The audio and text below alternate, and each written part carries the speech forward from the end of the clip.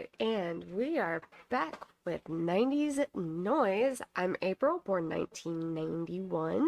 And I'm Ashley, born 1988. I've been waiting for this one. I know you have. You've been super excited to do this episode. So we're still working on some movies from the year 1990, and this movie is very near and dear to my heart. Even though I wasn't born when it came out, we're talking about the first live action Teenage Mutant Ninja Turtles movie. It came out in 1990, and yeah. I'm gonna be honest, I had no idea that these movies even existed. Like I knew about the animated aspects of the turtles, but I had no idea that this was how the movie was. It was I'm gonna Really? say it's my first time ever watching this movie. I had no idea that it was actual people in these turtle costumes doing everything. Like I literally Yeah, had no clue. Like that was really amazing to see. absolutely. So I don't even know where to begin, honestly. So we'll touch on that actually. And so most of them had one person who was mainly in the costume doing a lot of the stuff, movements and everything, and then they'd also sometimes switch it out and have somebody else do some of the heavier duty stunts. And then the voices, obviously. So some of them had three or more people that were actually associated with each turtle. It's insane. Like, just thinking of them wearing those costumes and doing those stunts. I don't know, there's just something different about it. Yeah, it gives like a whole new meaning to acting and to everything involved in that because when you look at it from that perspective, is that there are different people acting out the scenes with the movements and everything, and then you have a whole different actor voicing that. I can't imagine that whole process. Like that seemed so elaborate, that there's even that many people involved in each character. That's really very cool. I honestly love it. Like, it also makes me I don't know, I guess I think that they'd have a better on-screen presence than I think like the reboot with Megan Fox and Stephen Amell that came out in the 20 teens. I don't know if they actually even had anybody there with them to act alongside on set because those are so visual effect oriented. But with this movie and then the second and third ones, which we'll get to later on, you can tell that they're how well people work with having another Mm-hmm. person there. The face animatronics for the face was it was Jim Henson, so Mm-hmm. that was also pretty. He does a lot of the Muppet stuff, right? Yes, yes. Yeah, that's really exciting. Yeah, it was his puppeteer's creation and everything because he I think did pass away in 1990. I Hmm. went into the second one at the very beginning. It did have Oh, a did it? in loving memory. Okay. Yeah. Oh. Anyway, so this one, this first one, it's one of the biggest reasons it's near and dear to my heart is coming out in 1990. My two older brothers obviously watched it. They were big on, I believe they were big on the cartoon Hmm. first off. And so when it came to seeing it in theaters, they're like, oh, heck yeah.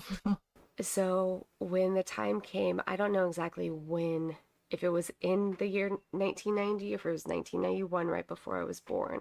My parents couldn't decide between April and Stephanie.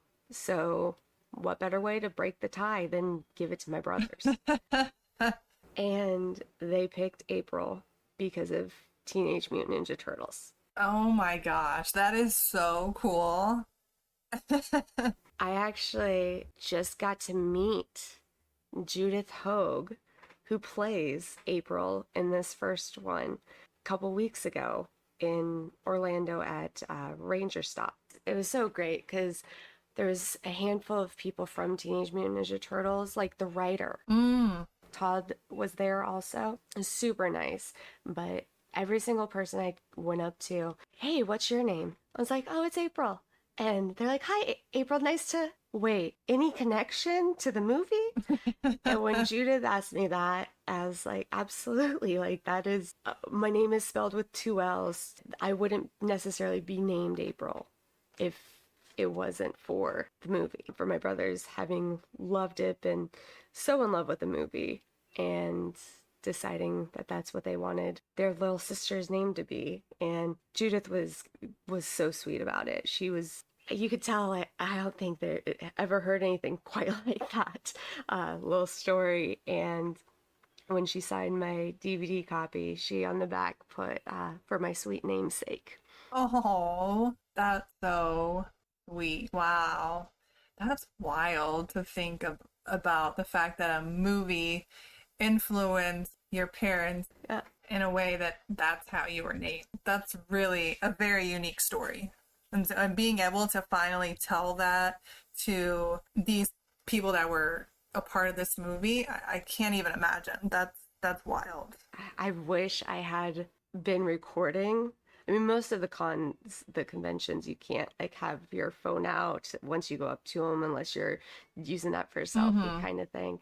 But I wish I would have been recording them, each person when I was telling them that, because just the look on their face of realization of my name, seeing me and my age, and putting two and two together and being like, okay, she's about the age that would be associated with the movie or born around the same time that they came out. You could just see the dawning of realization, and that was one of the best things. It was great to see that. That's kind of cool too that they picked up on that clue and they put it together. Like, wow. Like that's kind of honestly very interesting that they were able to associate the two. Being as it's been so long from that movie. Yeah. But wow, that's really amazing. That kind of just tells you Mm-hmm. how big this movie is to them as well. Like it's such a big part of their lives as well. And that's really cool when movies and shows sort of have that special place in people's hearts like Oh that. yeah. Yeah, it really is. And it was incredible to also get to speak with the writer, Todd. So cool. He was wearing this jacket, this leather jacket, or not leather, jean jacket. Mm. It's in Orlando. Like, I mean, this was just a couple of weeks ago, so it was pretty warm. And it was the original production jacket from the movie. So I'm gonna show you. Like, Oh, he wow. allowed a few select people, that's him right there, to wear it. And when I told him the story, he was like, okay, you're definitely gonna Oh get my pictured gosh. with the jacket. Wow. And he mentioned like how the on the back the turtles, it's actually from the cartoon, Okay. because at the time this jacket was created in pre-production, so they didn't have like any stills or anything from the movie to do. Oh, that makes sense. It was definitely an experience that just never in a million years did I think I'd be able to talk to any of them, let alone. So there was also the voice of Mikey, Mm. Michelangelo, and Leonardo Oh, there cool. from the first one. It was great to get to talk to them too. The guy who voices Leonardo, Brian, was in Revenge of the Nerds. Mm. I don't know if you've ever seen that, I have but seen that, yeah. yeah, he was in that movie. And then the guy who voices Michelangelo had been in the Brady Bunch, also voices another movie that we are definitely going to have to touch on when we get to that year, but Balto. Mm. Yes. Mm-hmm. For sure. Anyways, enough of a little bit the backstory. So let's get into this movie. And so, Ashley, this was your first time watching it. This was my first time. Woo! So you're gonna get perspective from someone that first time ever watching it versus someone that has watched it. What would you say, hundreds of times in your life? I don't know about that. Like, I've definitely watched it a good amount. it's kind of been sporadic throughout my life also. I'm sure my parents probably threw it on in VCR to keep my brothers occupied when I was too young to remember. Since I've been an adult, I've probably watched it a good handful of times. Well, it's definitely very nerve-wracking being on this side of it because I know this movie holds such a special place in your heart, and I'm coming from like a super outside perspective, which I love the Turtles, don't get me wrong. So just Mhm. I'm trying to be respectful. I'm going to be respectful with my viewpoints on the movie as a whole, but I'm still going to be honest, but It's different watching it as a child Mhm. and then rewatching it as an adult because Yeah. again, effects were just so different. Honestly, most of the characters, even Shredder and his like right hand, had voiceover No, okay. also. Okay. And I don't know if you noticed on some parts where obviously Shredder, because he's got the mask on, but his right hand also had, it was somebody else doing a voice for him too. Huh. And Interesting. Okay. so the matching Mhm. wasn't always perfect. Well, I mean, there's so many parts and pieces to this type of movie. I mean, just what we were saying with different actors that are actually performing the stunts versus actors voicing them. I can only imagine that there's going to be some things that unfortunately go wrong, or, you're going to have a little mistake or whatever.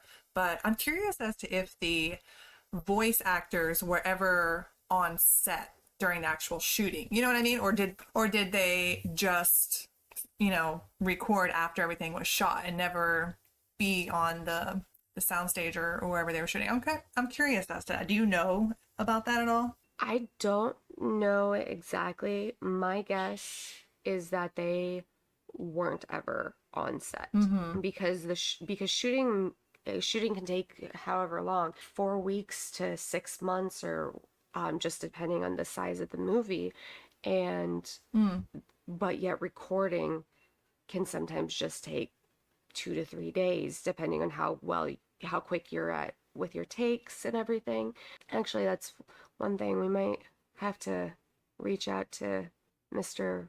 Robbie Wrist, who was the voice of Michelangelo and is also the voice in Balto, and Yeah, see if we that's a can't. good question for them. Yeah, that would be a good question for him.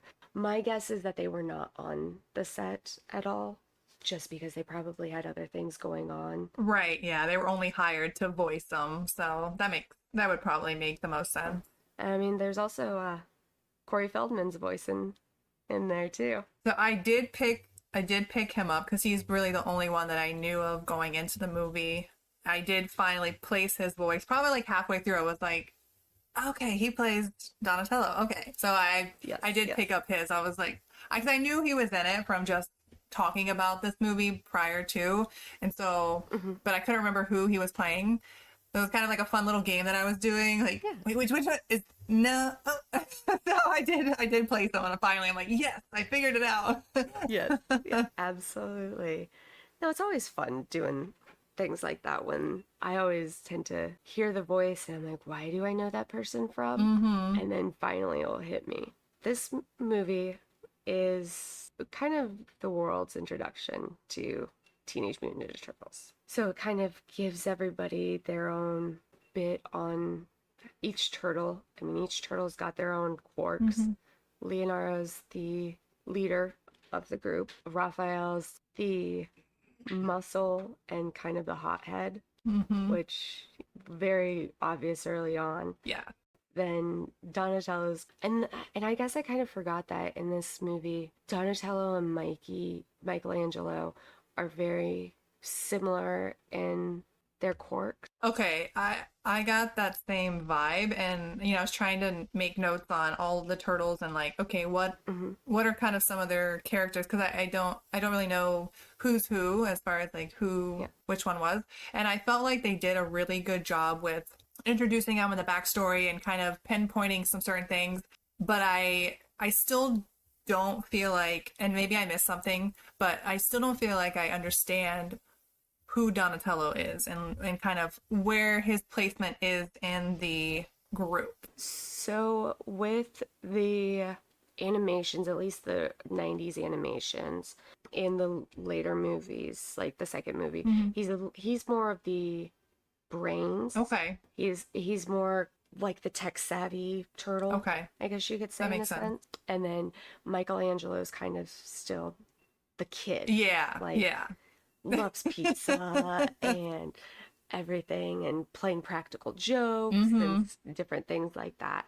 And so, yeah, in the first movie, they kind of, I feel like they might have kind of blurred those lines with those two, but in the second one, you kind of do get a little bit more of that. Okay. But yeah, I did like how they introduced everybody though, still. Yeah, they gave all of the turtles kind of their own moment on screen as far as something to do or have some sort of redeeming moment or whatever. I did feel like because there's a lot going on and a lot of characters and stuff when you're sort of doing an introduction and backstory. It can be really hard for a movie to do that successfully to where Hmm. someone's not forgotten. And I do feel like they did a probably like 90-95% really good job on covering all that. I just felt like there was a slight little bit with Donatello's character that I felt was missing just a little bit. But honestly, I thought it was coming from my perspective of not understanding who they were and kind of what they were about. I understand now.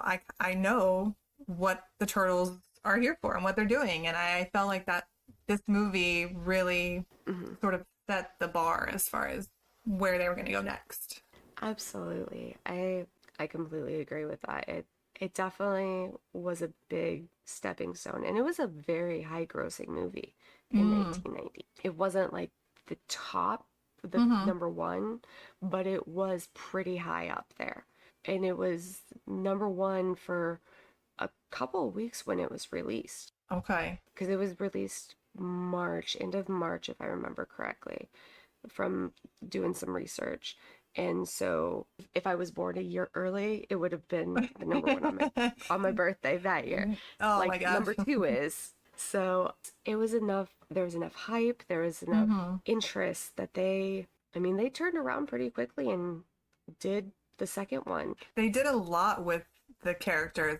Hmm. I mean, I know that we weren't, our family didn't gravitate towards them. We didn't, it was just me and my sister, and that's not really the genre that we went for. But I know just as far as merchandise and different Yeah.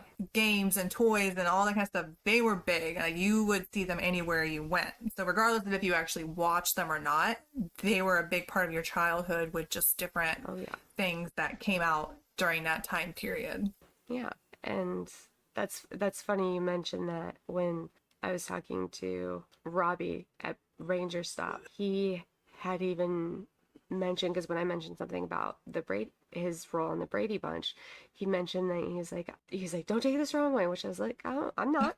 He's like, but I could see you having watched the Brady Bunch more so than the Turtles and everything, because there was such a distinct split in the 90s with, this is geared towards boys, this is geared Mm, towards girls, right. kind of thing, which I think that's one of the cool things that we've got here for our podcast. Since Mm-hmm. you had an older sister, you were more geared towards the what was marketed towards girls. Right. Since I had brothers, even though I am female and everything, Mm-hmm. my marketing was what the boys did. Now, I played with, I had Barbies and dolls and all that kind of stuff too, but there's like two sides to me Mm-hmm. growing up. The brother items that I was into because my brothers were, and I wanted to follow them, which then I grew to love. I mean, I love Teenage Mutant Ninja Turtles. I still do.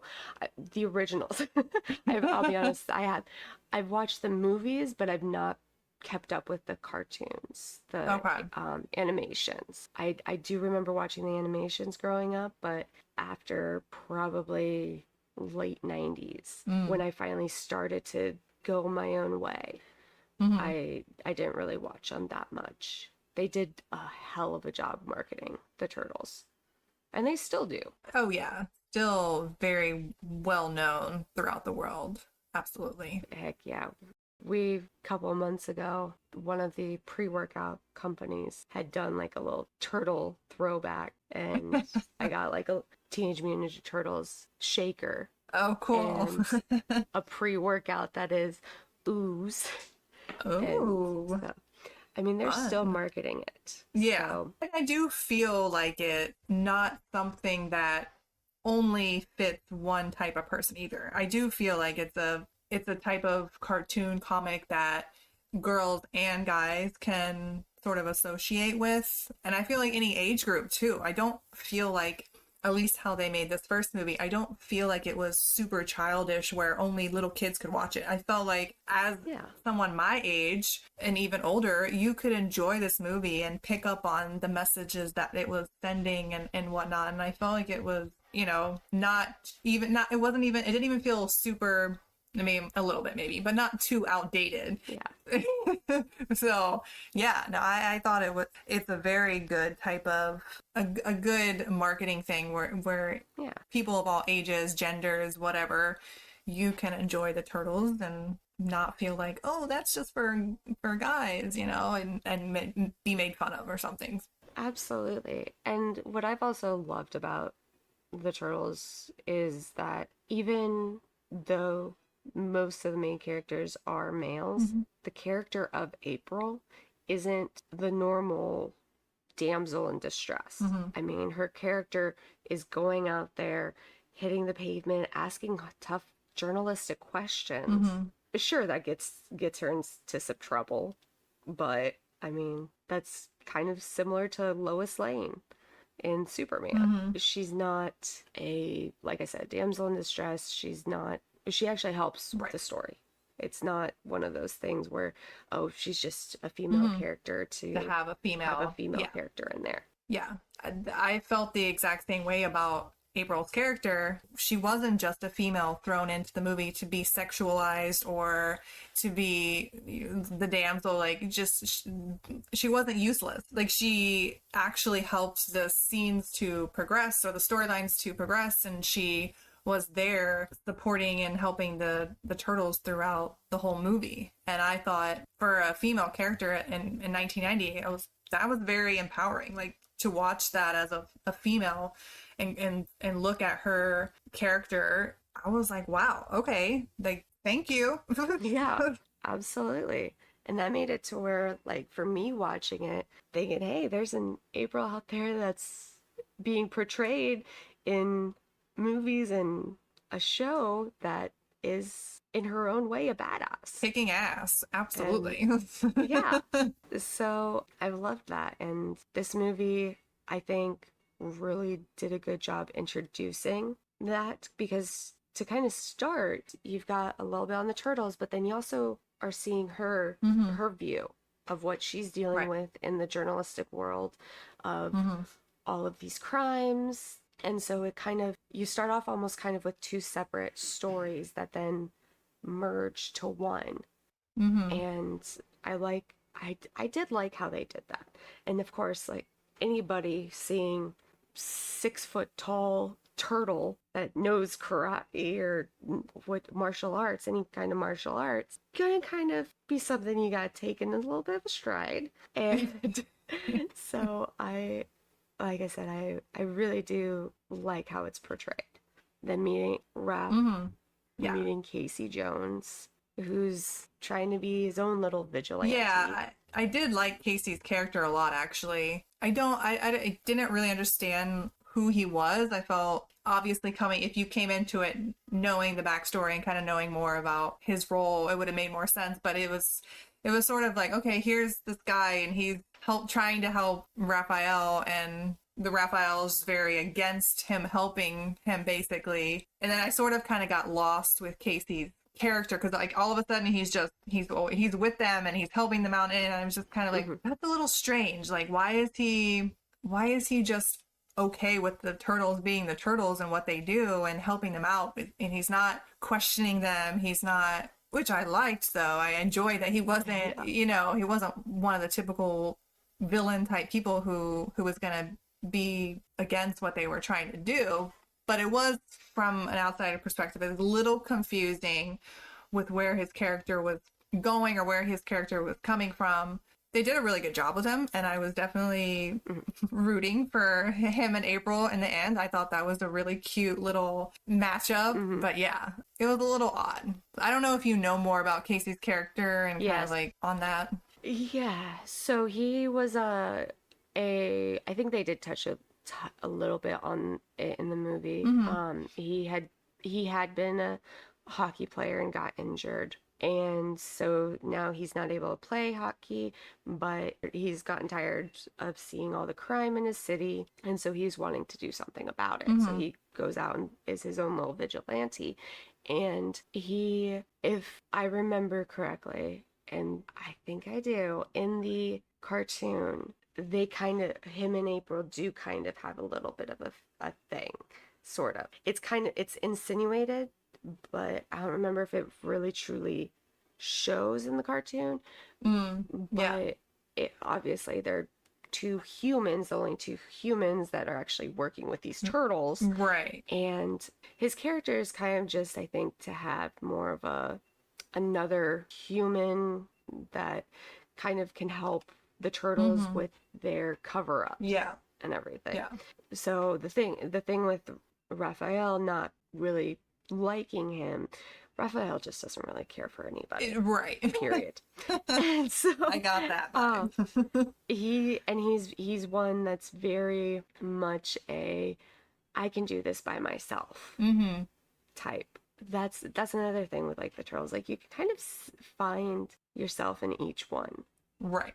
Like the leader, the jokester, the intelligence, the loner, but they all come together Mm-hmm. and work together, and that's the big main story on that. Right. Is Family. that yeah, family, and their dad's a rat. So which that's another thing. Like this Splinter character Mm-hmm.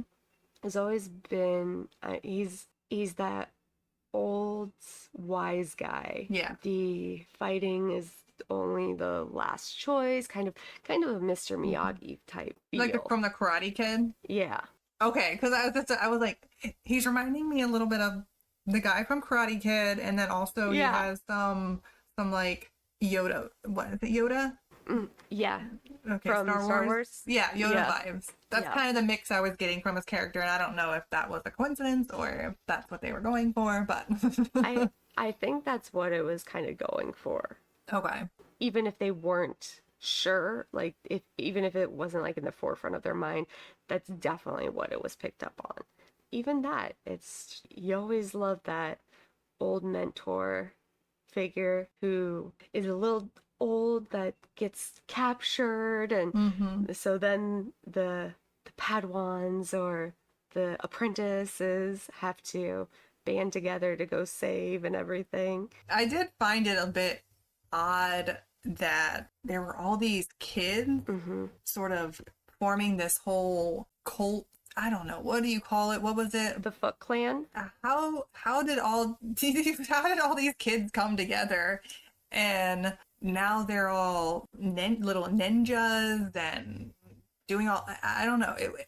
Honestly, if I'm gonna be honest, it seems like a form of grooming for these young boys. Like I'm sorry, but that's what it seemed like was going on with the whole thing. Like it was very strange that they were all like, okay, this is our new dad, this is our new leader. We're going to do everything they say. Honestly, you've got a good point. And like now are the times that we're in, that's the term that we Right. use. Yeah, I think for the most part it was generally speaking, again, back in the 90s, 80s and 90s, boys would be more susceptible, the ones to be getting in trouble or anything like that. Mm-hmm. Granted, girls could too, but I was happy to see that just there were no girls involved. Thank you.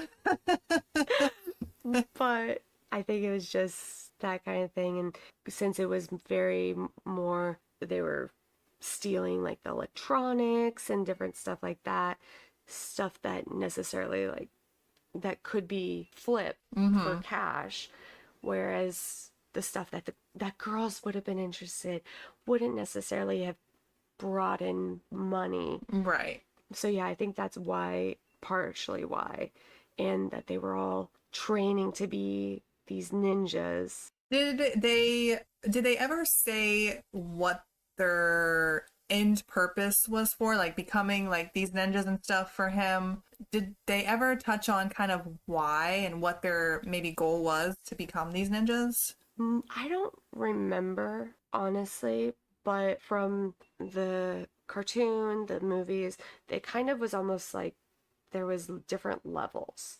There was almost kind of like how gangs are portrayed in Hmm. shows and everything.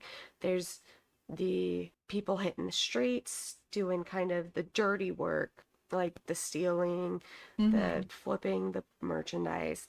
Then there's the defenders, like in this case, for the Foot Clan, the ones that were actually dressed in the ninja gear, as opposed to the kids just dressed in their street clothes. And then, of course, like the top defenders and right hands. Mm-hmm. But I think it was just purely take over New York, be the top clan. Master Tatsu, who is the right hand to Shredder.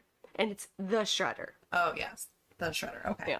But yeah, I think it was just purely take over New York, be who everybody has to go through, Mm-hmm. be able to run the whole underground. So the turtles, four turtles plus their journalist best friend and best friend vigilante with a hockey mask and hockey stick, taking on hundreds of other people.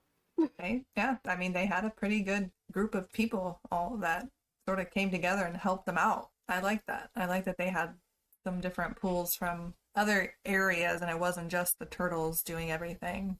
And that's what's been good about a lot of the movies and the cartoons, at least the ones I watched, where yes, it is focused on the turtles, but they do a lot of times end up getting other help because you can only do so much being just four. Yeah. Sometimes you need the extra help, which the second movie I do really like too. And once we get into that, it'll be interesting to hear your thoughts as a first timer.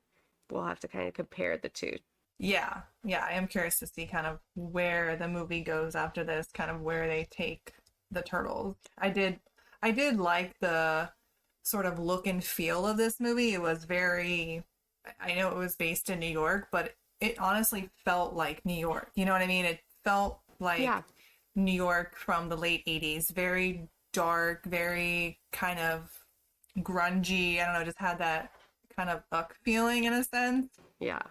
I did really like sort of that whole vibe of the movie because I know it's sort of a movie that's geared more towards the younger kids and whatnot, but it doesn't have the look of a kids Mm-mm. movie. You know what I mean? It's much darker in tone and everything about it. It's not bright and cheery and like, oh, my kids movie. Like it was a little bit more okay. That's why I feel like it also really sits well with people older, in age. That's one thing watching it, and it's only, I think, a PG rating. Mm-hmm. Yeah. And it's funny what some of the things that they got away with. It's interesting. You see ratings for movies back in 80s, 90s, and then compared to today, Mm-hmm. have you noticed there's kind of a shift? Like some things that are PGG now would not have had that low of a rating back Mm. us growing up, but then the same kind of thing flipped. Like if they had made this now, Teenage Mutant Ninja Turtles, this specific movie, I'd be very surprised if it wouldn't get a PG-13 rating now Right. Right. Mm-hmm. because of how dark, like you were saying, how dark it is, the violence Mm-hmm. in it, all the fighting.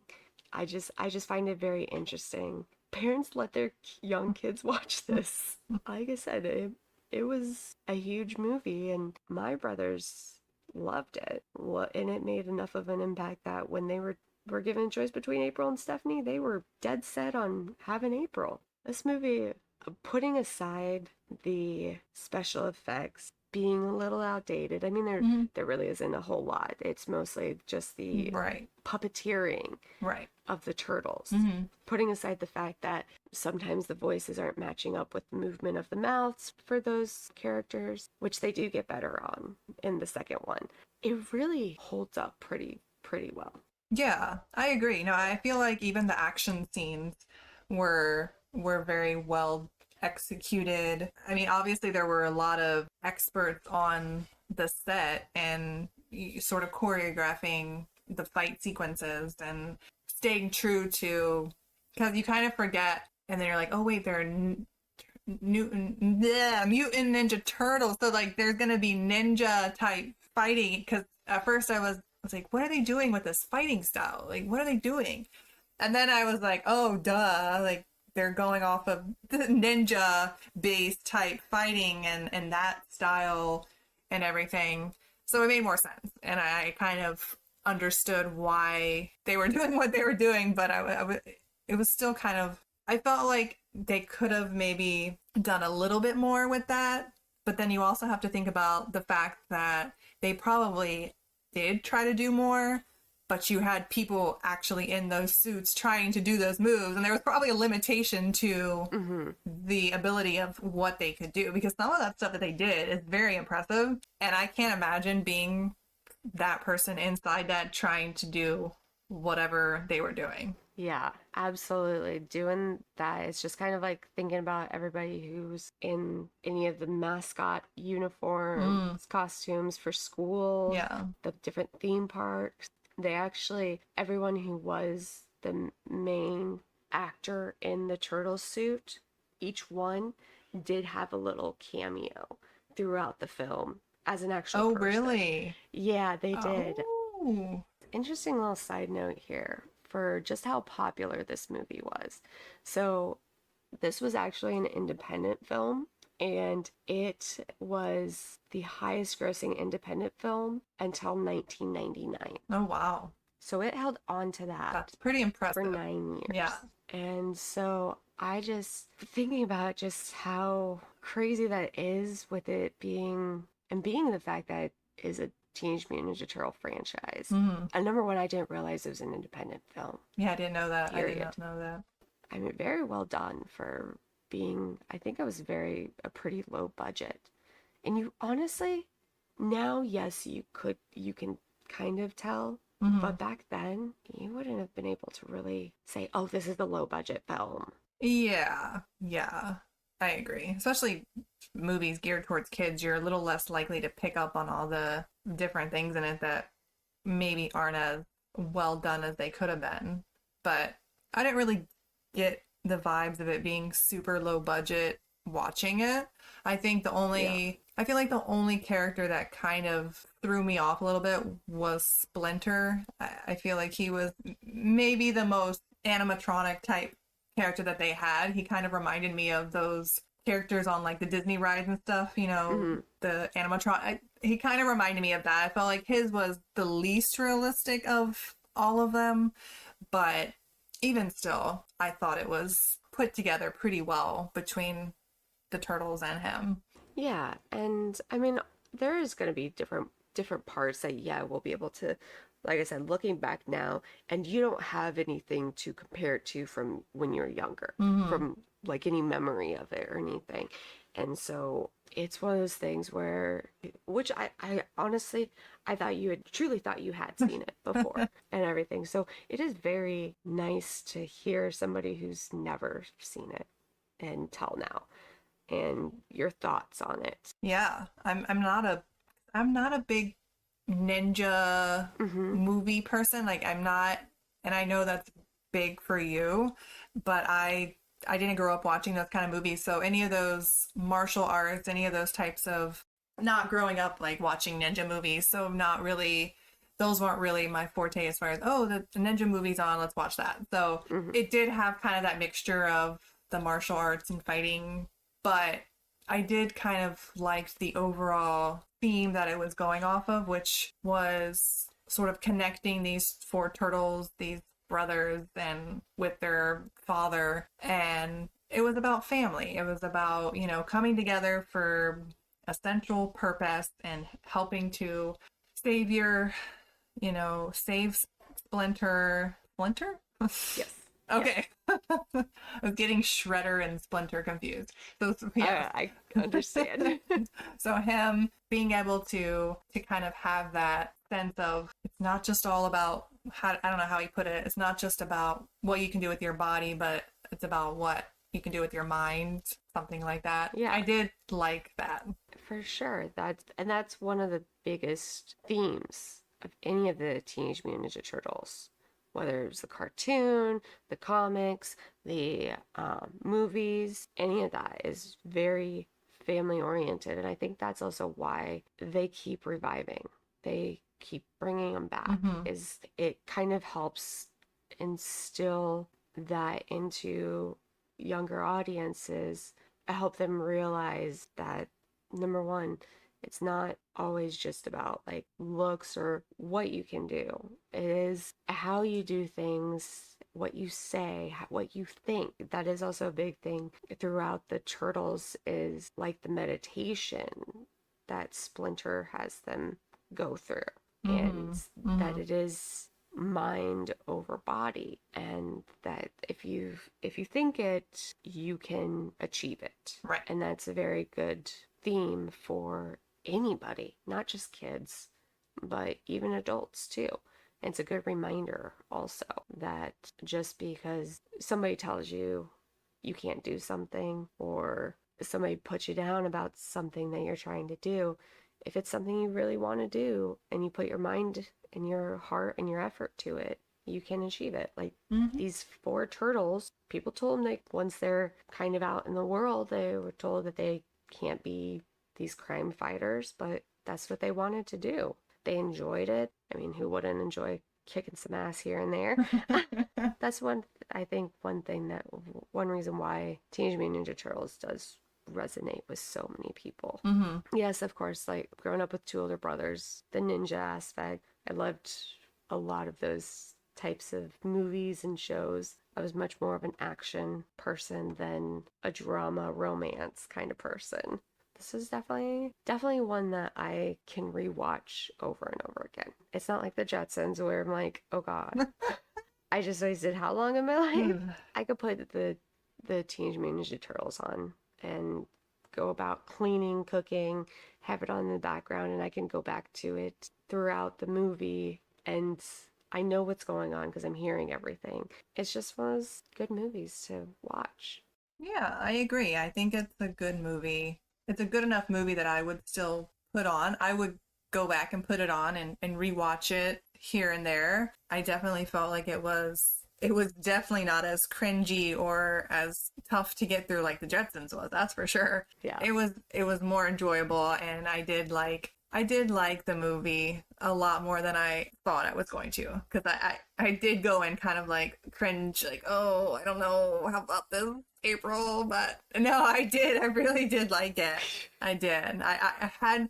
I literally had no idea that Judith was anything but the mom of Halloween Town. Like I had no, that's so bad to say that, like, I had no idea she did anything else other than that, but it was really cool to see her in this other role. Like I loved her character, like absolutely loved her character.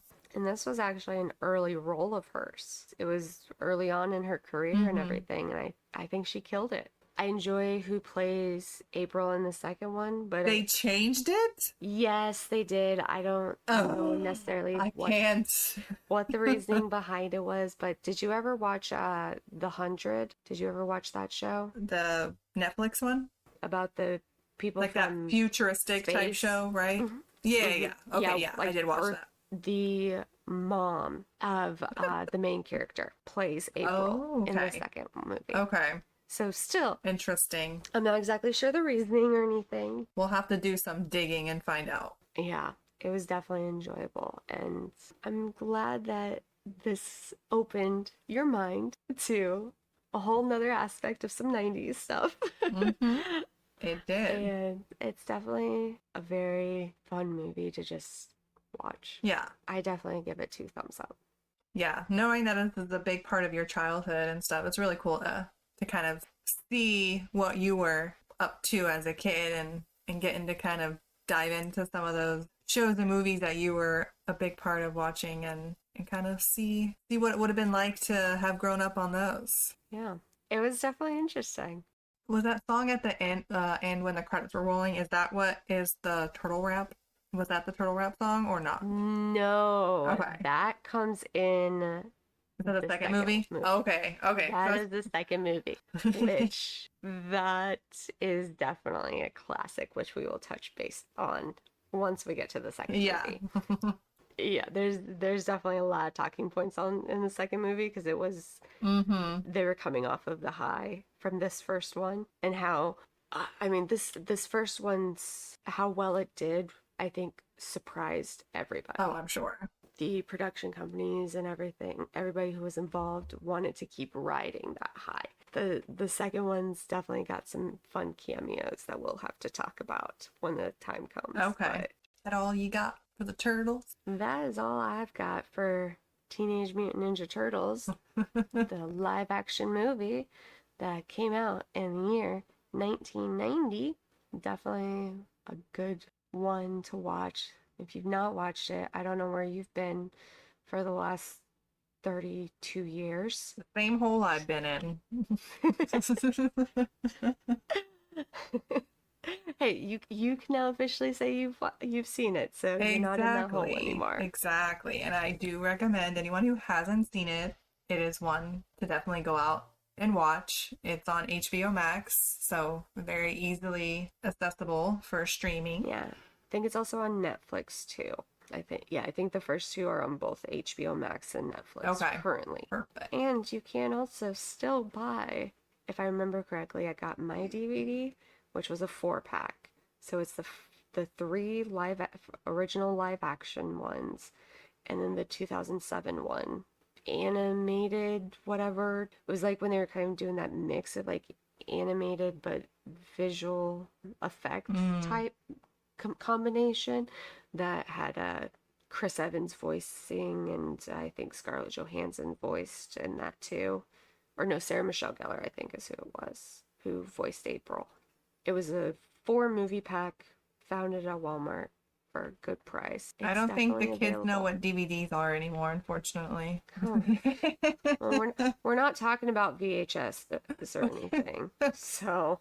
Which I do still have one VHS to my name. We'll get to that when we get to 1993. Yeah, I got some VHSs myself. Yeah, we'll definitely touch base on a lot more coming up. Definitely have a lot more good content for everybody. We're getting close to wrapping up the year 1990. Moving on to my birth year, 1991. We'll be back for more. Be sure to like, subscribe, rate, review. Follow us on Instagram. What else we got, Ashley?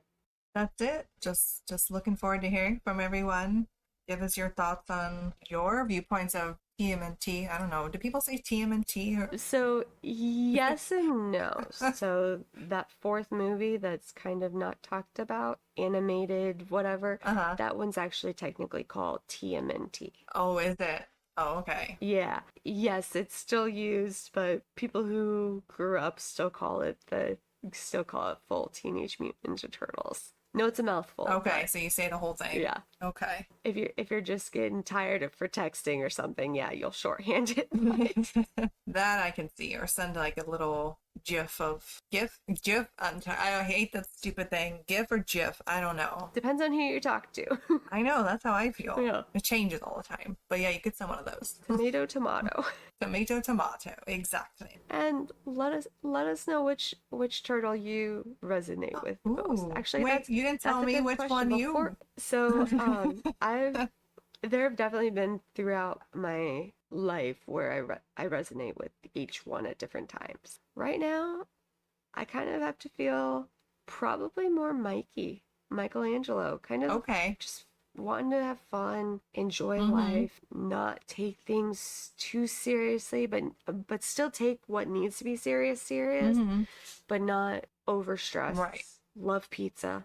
I mean, that's a big thing with Michelangelo. Oh, love pizza. Cannot forget about pizza. Pizza. Oh, yes. None of those little anchovies. But yeah, definitely would have to go right now with Michelangelo. What about you? After watching and kind of hearing what each of one of them, their personality kind of is, which would you say you fall into category with?